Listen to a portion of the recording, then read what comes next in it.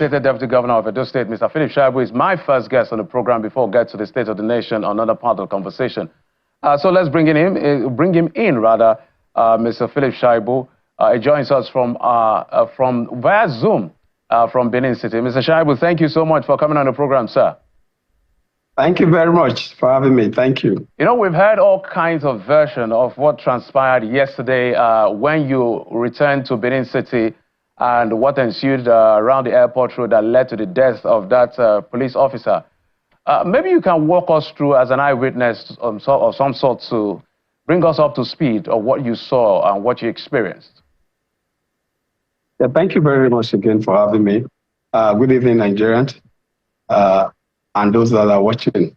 It's very unfortunate, and I wish the family of the slain police officer I send my condolences and pray that God grant him eternal rest. Very sad.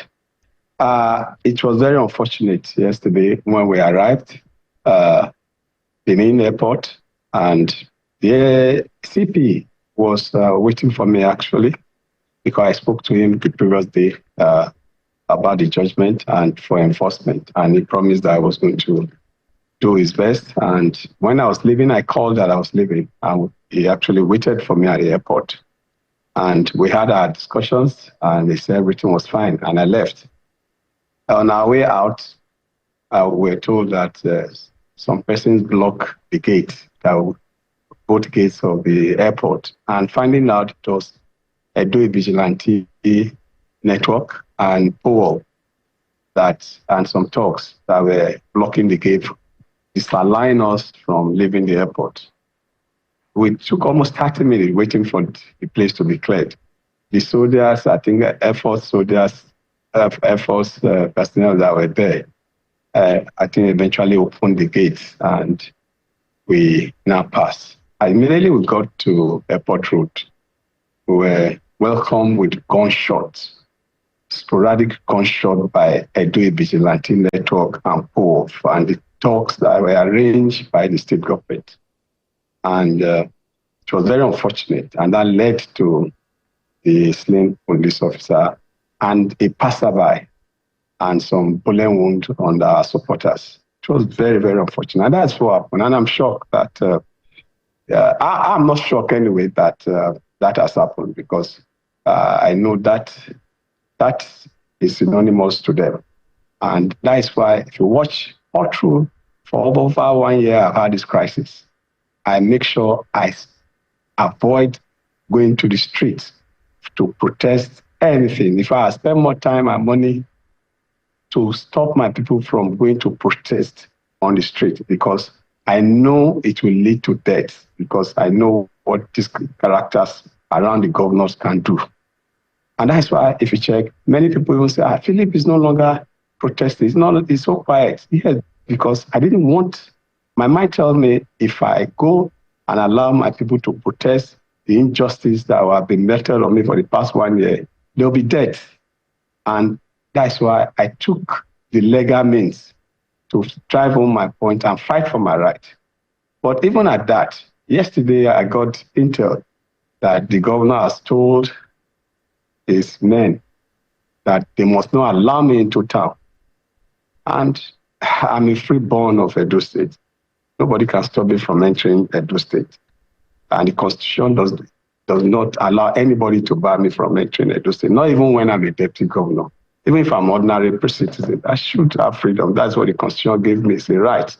So, but I didn't know that he will arm them that much. It's reviewing it further, I discovered that I remember the governor saying during this crisis, when I declared to contest for the governor, I said, if I continue, it will destroy me. Use the word, if you continue, I will destroy you. So with what happened yesterday, it was obvious that it was an architectural attempt to actualize that statement he made that he was going to destroy me. And I've gone to Mother Mary amicably. I prayed to God that only God that can destroy man. That's why I decided that I will fight and see the end of this electionary campaign and everything. And I made up my mind to contest it. And even when they impeached, the purported impeachment, I made up my mind I was going to fight for the sanctity and sanity of the office of the deputy governor. So that by the time we complete this file. If I may butt in, the reason I just need to allow you to explain, since you were the one present, nobody can give account better than the person present. But there's been this blame game. Some are saying that it is you and your people that orchestrated that violence and not anybody orchestrating violence. In fact, there were even pictures and videos that is more like orchestrating violence from your end to look like there is trouble in the city. And reference was even made to your person and all of that. So what do you say to that? My brother, when we had the primaries, the same governor ordered that they must stop any protest by anybody close to me because of what they were going to do. I got all the intel, and I also took to beat all the people he said to maim us on the day of the primaries.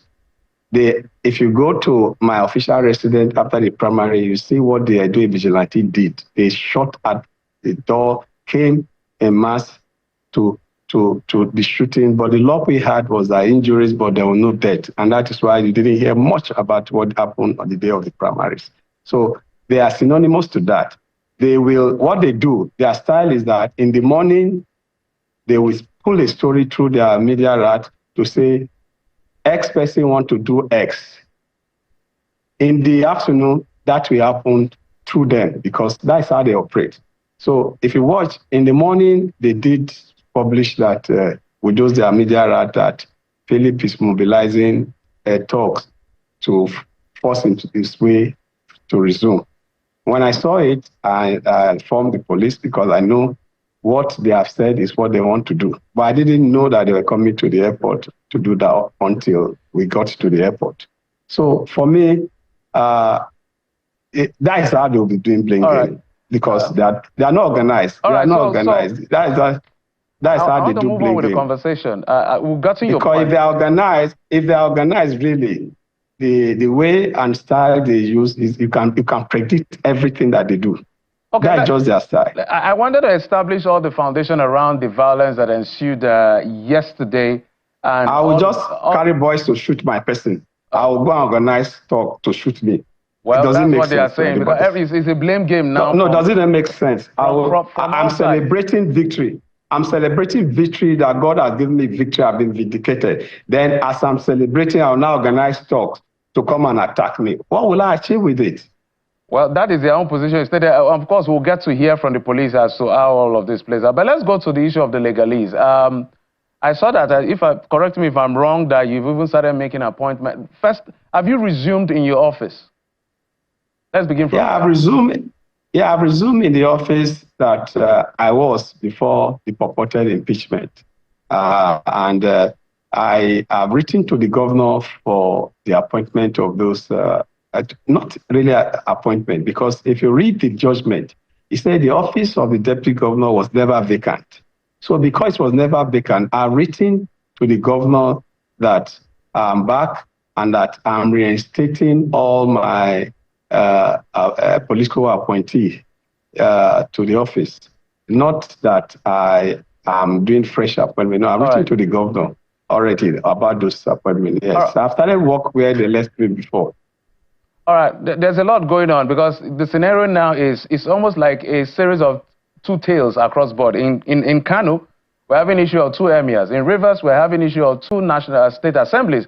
And now in Edo State, looks like we're having issue of two deputies. So there cannot be two deputies. Mr. Shaibu, just hold on. Just hold on, sir.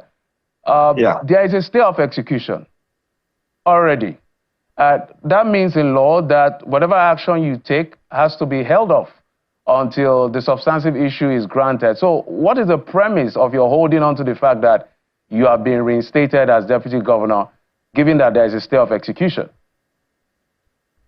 My brother, this is the judgment of the court, a declaratory judgment of the court, declaratory judgment of the court.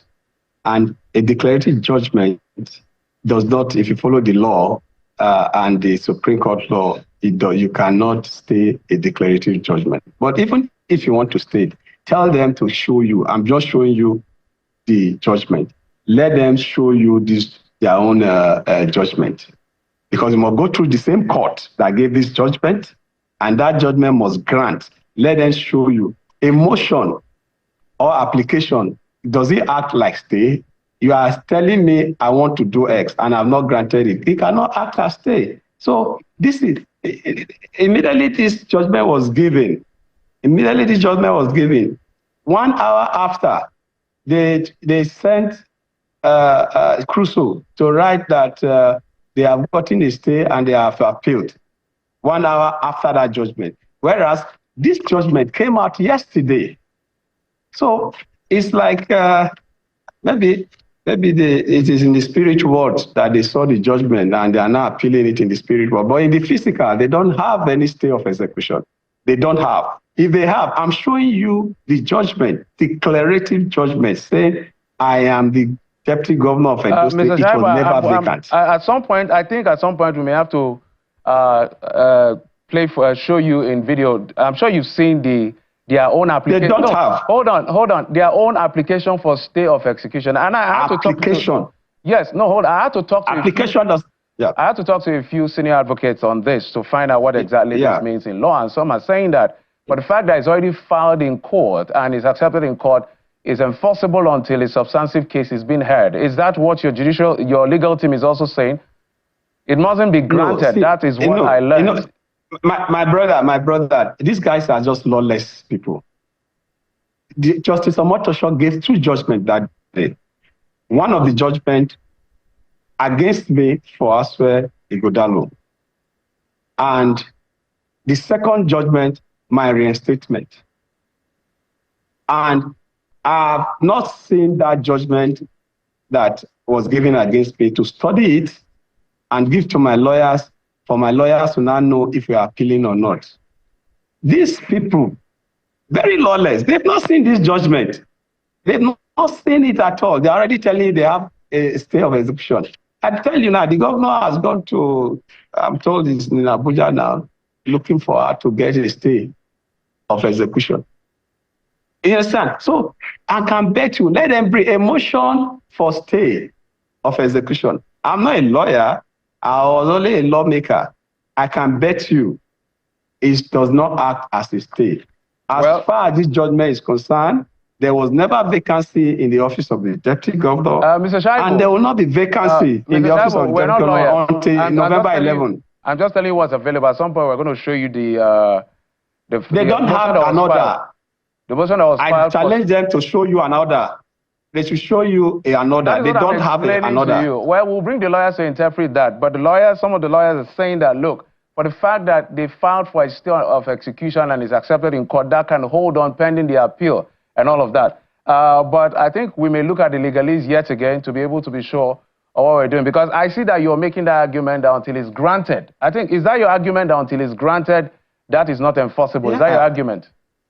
It's not enforceable. They should go and enforce this. They should follow this. They should be lawful. As a government, our duty is to abide by the rule of law. Let me tell you, in 2016, when the governor and I started this campaign to Government House, one of the things the governor promised that there will be law and order.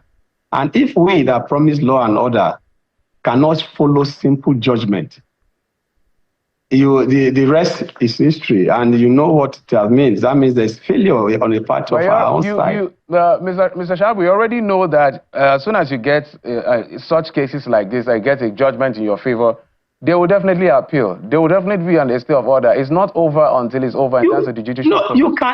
You can appeal. I'm not against them appealing. I'm also studying the Aswe thing, whether I will appeal. If I discover I can appeal, I will appeal. But you must obey. The point I'm making, you need to give it to your lawyer. This is a declarative judgment. Immediately the pronouncement was made. I'm reinstated automatically. And if you must appeal, you will follow the process until that appeal is granted. It remains like that. And if you want to apply for stay, until that stay is granted, because before they grant that stay, the judge, one of the things I'm told that the judge must look at, if that stay will be injurious to the person that the judgment is given, and before the judge will take a decision. So until a judge takes that decision, it does not, an application for stay does not act as a stay. It looks like, I'm sure the lawyers are watching, and they will be nodding their head as to what is correct, whether you are correct or the people that my brother, by the grace of God, by the grace of God, by the grace of God, not by my power. Mr. Shaibu, the reason is because it will appear like you're foisting a fait accompli in their view, for those who hold it. No. I'm not defending the government. I'm just talking legalese here from the layman's point of view. No. If you are talking like that, you're actually defending the government. That's the truth.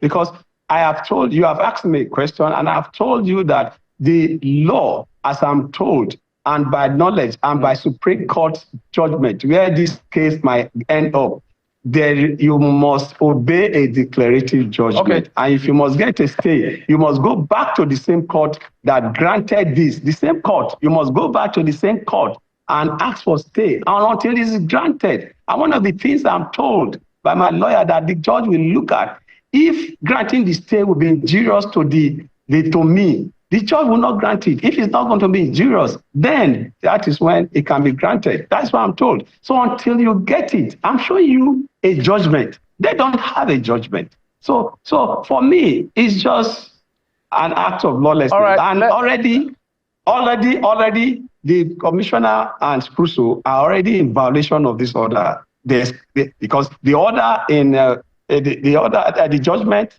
in one, I think number 11 of it has said the governor or his aides or his proxy or whoever should not interfere in my discharge of duty. Already they're interfering. They're already in contempt of the judgment. Yes, that brings me to the next question, which is this kind of, there's a lot of rancor, there's a lot of bad blood everywhere. So how do you intend to work?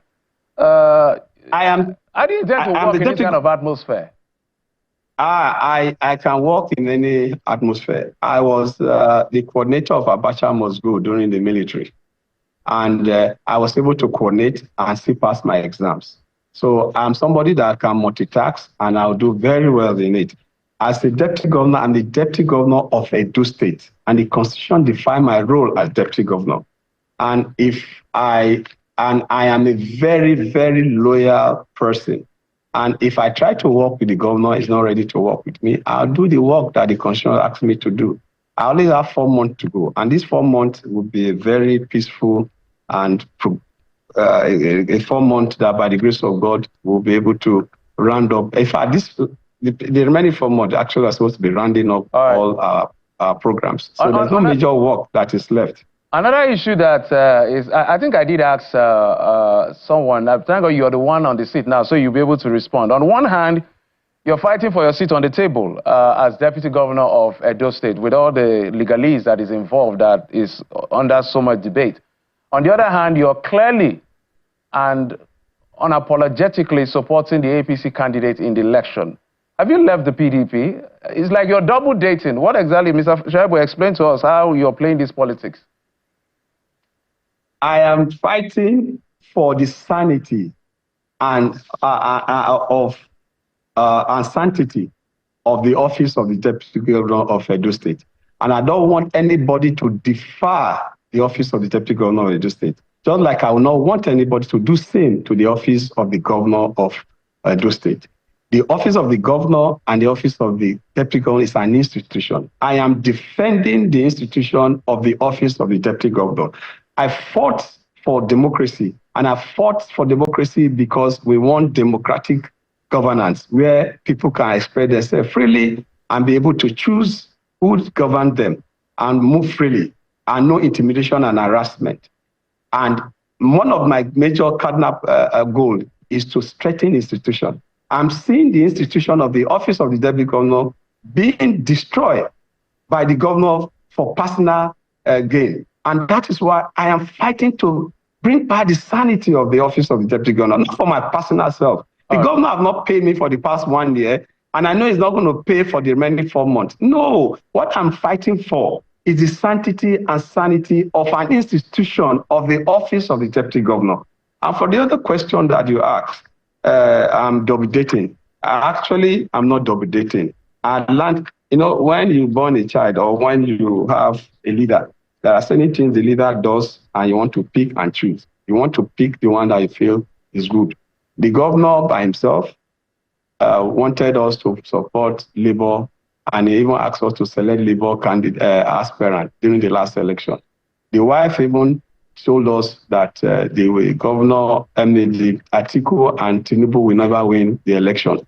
And I understand. So they did anti-party. And when I saw that they did anti-party and nothing happened, and recently the governor on your platform, you check, he said you can support who you like. So I also have the right now to follow suit, to support who I like on this one. So I'm supporting Senator Monday Okpeholo because we need an homeboy now to be our governor. We don't need an outsider. But Senator Monday and Olimide Akpata, they are the only homeboy in the three major parties in that Mr. in Shaibu, Edo State. Mr. Shaibu, apparently this is clearly anti-party activity you're carrying out. There are no two ways. No, at all. This is clearly anti-party activity now. No, let me tell you. I will not support. You are in the PDP and you are supporting an APC candidate. What else is anti-party? And you're a deputy governor on the platform of the PDP. The governor was in PDP. I still in PDP. I was supporting Labour. So what will you say to that? Well, I'm speaking to you, not the governor. I'm talking about you on this particular instance. I'm telling you that we were all in PDP, and we are still in PDP. He supported Labour. So is that now a practice within the PDP to be? And that they say follow your leader. So I'm following my leader. Okay, let's begin to wind down, Mr. Shaibu, on this one. What is the way forward? Apparently, you want something. What's the way forward? What can be done to bring peace between you and the governor? And maybe close this chapter so that it doesn't escalate? Because an election is coming. It's for the governor to show leadership. Governor should show leadership and show empathy. And the governor should also know that we've contested to bring law and order and sanity to the state. And if governor should also know that we must strengthen institutions, that is what we agreed to do. And that is why when I had to fight even my father to make sure he wins his second term as governor, that charter of the band must be fulfilled. We must strengthen institution because this institution must be strong to live. After us, we must benefit from a strong institution. If we don't strengthen institution, we will also be victim of not helping the institution. This institution of the office of the deputy governor must not be destroyed the way the governor wants to do. All right, Mr. Shaibu. Apparently, I think when it comes to politics, politicians make simple things complicated, which is what we're seeing playing out across. But we must thank you, the reinstated deputy governor of Edo State, Mr. Philip Shaibu. Thank you for coming on the program. We appreciate you, sir. Thank you very much for having me.